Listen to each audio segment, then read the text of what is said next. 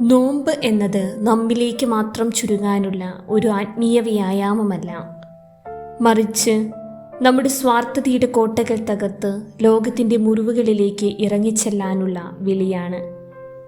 ക്രിസ്തുവിൻ്റെ കുരിശിലെ മുറിവുകൾ ക്രിസ്തുവിൻ്റെ മാത്രം ശാരീരിക വേദനയുടെ അടയാളമല്ല, മറിച്ച് ലോകത്തിൻ്റെ മുഴുവൻ നിശബ്ദ രോദനങ്ങളെയും ഏറ്റുവാങ്ങിയ സ്നേഹത്തിൻ്റെ, കരുണയുടെ അടയാളങ്ങളാണ്.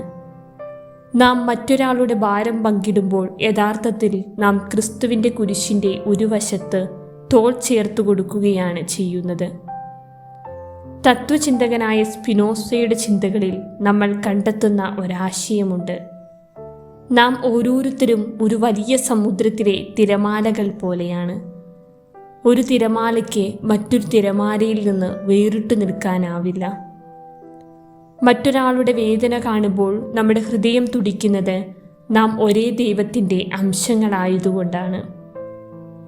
നമ്മുടെ പ്രാർത്ഥനകൾ സ്വന്തം ആവശ്യങ്ങളിൽ നിന്ന് ലോകത്തിൻ്റെ സമാധാനത്തിലേക്കും അയൽക്കാരൻ്റെ കണ്ണുനീരിലേക്കും പടരുമ്പോഴാണ് നോമ്പ് അതിൻ്റെ പൂർണ്ണതയിലെത്തുന്നത്.